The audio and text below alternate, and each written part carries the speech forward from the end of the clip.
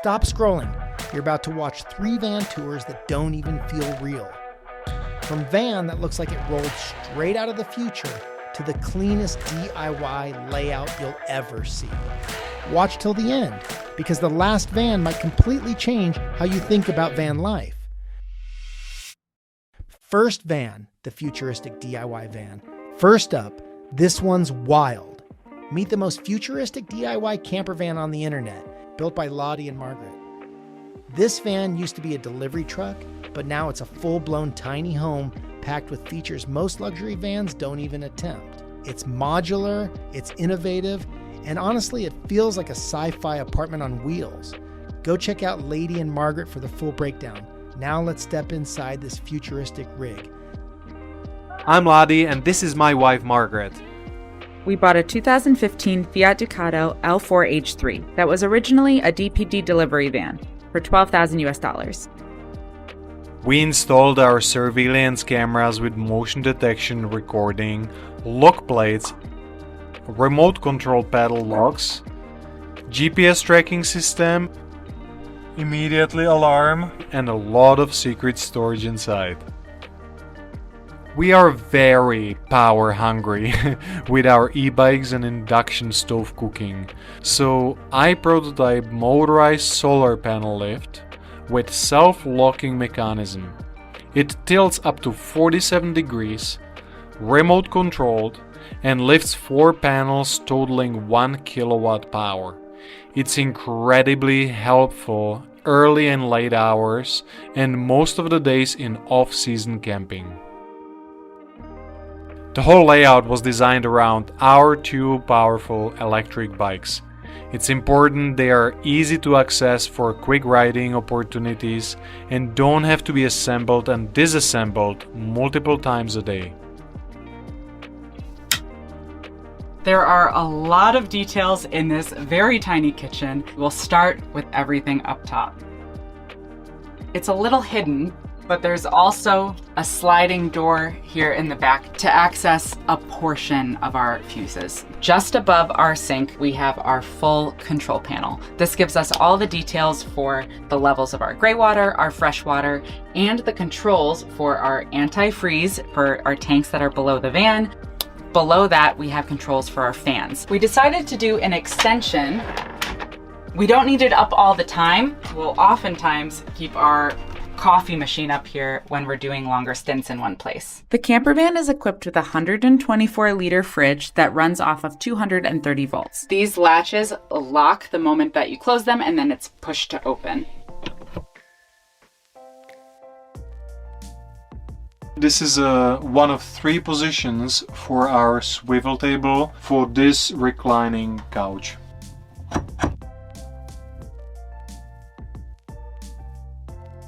Ooh, how much I love this spot.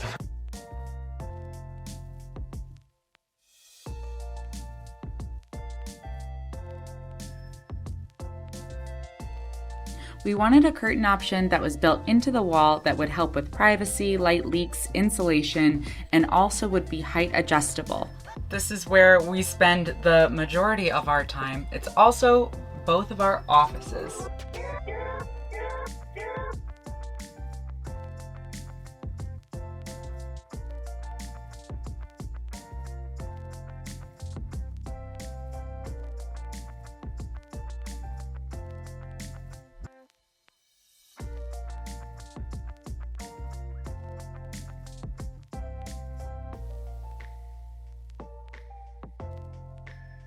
All of the orange parts are 3D printed, custom modeled for the piece that they are holding. So if we ever swap out gear, we'd simply print a different type of holder and add it onto the panel itself.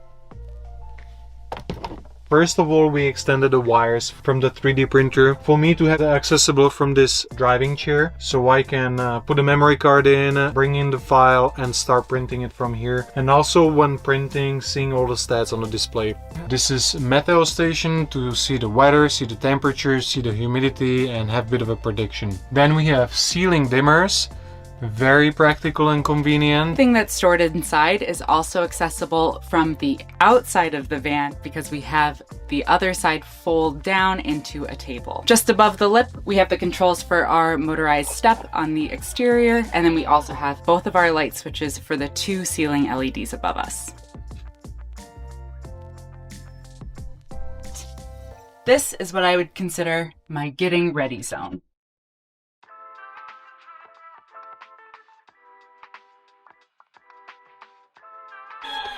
I think it's time to finally show off the bathroom. That's gonna be a debate. This is our convertible shower space.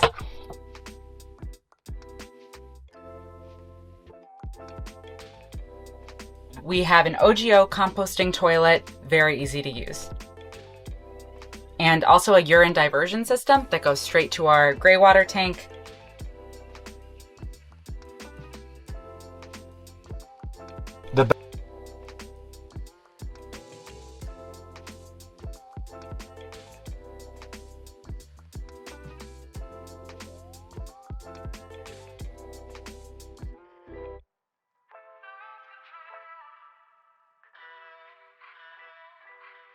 Second van 2007 Sprinter van.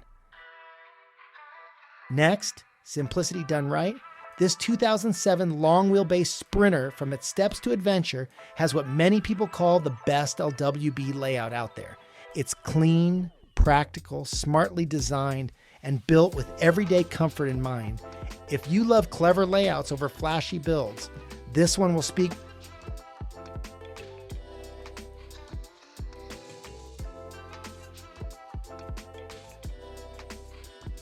This is our 2007 plate Mercedes Sprinter van that we've reconverted into our tiny home on wheels. Let's show you inside. So the whole theme of this van was to make it as light, bright, airy, like a beachy sort of theme, and we wanted this front bit to be completely opened up, and I think we've done exactly that. Here's why I think it's definitely the best layout for a Sprinter van, and it's all to do with the seating at the front that pulls out into a bed area and a lounge area so we can chill out and watch the projector. So we chose 10cm foam for the L-shaped seating, and this was from Foam Tailor. And all the fabric and the foam is fire rated. This just makes the van feel 10 times bigger. It's all to do with this seating. It pulls out like this, and then this slides out, and it's like a big bed. So you can just chill out here by a beach, relax. It's really good when you want to work as well, because we've got this pop-up table here on the end of the kitchen. If we really need to, we can slide that out further, drop the cushions down and sit here and work on this desk. And then we've also got a Lagoon table leg, but the Amazon version, the cheap one, which is amazing. It's just dead versatile, it can be everywhere. It's brilliant. Whoever come up with the idea of a leg like this and it just moves like this. We've got a double burner hob here. Now this is the one that was in the last build. There was no need to take it out because it was absolutely brilliant. It was like £90 off Amazon or something. So it was just perfect. So we thought we'll bang that straight back in. And with a sink, we've got a Vida XL sink that was in the last build, and we've put it back in this build because it looks super nice. And again, it works. There's no point in changing it if it works perfectly fine. We've just switched up and got a bit of a better tap. We've also got a pump bottle here that goes into hand soap, and Annalise is obsessed with that hand soap. It smells like aftershave. It smells so good. It's unreal. And then we've got our tiles. So these are actually stick-on tiles from Amazon. They look like they've got like a foil back, and they're super sticky. Then we've got loads of storage. So they're all on magnets. Listen to this. Open this drawer. We've got a bin system from IKEA, which slides out. So we've got 2 double bins there, one for recycling and one just for like food waste and stuff, which we didn't have in the last build. And we had a bin in the shower room, which you had to keep lifting in and out, which is quite annoying. And then this is the shower room. So we went with the roll door, shower door. This is retractable, self-cleaning. Really, really nice. That just pushes back. And it didn't quite look right. It looked a bit basic. So we added the archway in, and this is just my favourite part of the whole van. So for the shower tray, we used the Roma World shower tray. These guys are absolutely amazing, and we've also got the bamboo insert. We've gone for a hygienic panel on the two side walls and then just a normal household shower panel for the back. We've got a separating toilet, which is the Trellino. So we just wanted to add some quirky bits to the van, and how cool is that? Inside here we've got half of it as a wardrobe, which we share, and then a few shelves under there. And then we've also got the diesel heater. Now the diesel heater and the water heater are both auto-term. So we've got the auto-term 4D diesel heater, and then we've got the auto-term combi boil 9 litre, which are all placed in the back, but they're all boxed in. Moving on to the bed area, it's Fan Deluxe. That pushes it in and out, and you can also just have it so it's like wound up, just to let a little bit of air in if you don't want the actual fan on. We've got overhead storage here again. This is for Jordan's clothes, and then we have the 2 side pods. Now the side pods extend the bed so we can actually sleep widthways, just to allow more room in the actual van space. One side of the bed is around 6'4", I think, and then the other is maybe about 6'1". One side is slightly thinner because of where the slide door is on the Sprinter van, so it kind of like goes out. Yeah, we've got our internet in here. We've got our router for the CCTV cameras. We've also got our 2 e-bikes. So that is it for the van build. I really hope you enjoyed it, and if you did like it, let us know what your favourite part of the van is down in the comments. And if you are new to the channel and you want to stick around, think about subscribing. It is completely free, you just need a Google account. Third van, Lewis van. And finally, luxury doesn't always mean huge. This is Lewis, a 2004 low roof Sprinter renovated by its Scarlett and Seth, and it might be the cleanest budget luxury van you'll ever see. Go give Scarlett and Seth a follow for more amazing van builds. Now let's jump into Lewis and see what makes this little rig feel so high-end. After half a decade of van life, we finally rebuilt the van that started it all. If you haven't met, this is Lewis, our first van that we bought back in 2019 and lived in for 3 years before eventually upgrading to the van that we live in now. Come on in and let's take a tour. Lewis is a low-roof 118 wheelbase 2004 T1N Sprinter, so this is the smallest Sprinter van you can get. We painted him ourselves years ago for less than $300 and installed this coastal off-road bumper and winch for getting ourselves out of tricky situations. We installed double swivel seats that really help open up the space and let us sit down instead of crouching over. Since the max height is 5'2" and neither of us can stand inside, we also installed this skylight in the middle of the main living space so we can stand upright while moving around. To make the space feel bigger than it is, we let in as much natural light as possible with these 2 opening awning windows that also have built-in blackout shades and bug screens. In the kitchen, we have a hidden sink and a faucet that pulls up to maximize counter space. This hose can also be pulled out of the window for an outdoor shower. There's a Dometic stove that runs on a simple 1-pound propane canister, a bamboo countertop, 2 5-gallon jugs under the sink for easy winterization, and a 72-liter isotherm slimline fridge and freezer. As far as storage goes, we were pleasantly surprised by how much we were able to fit in such a small space.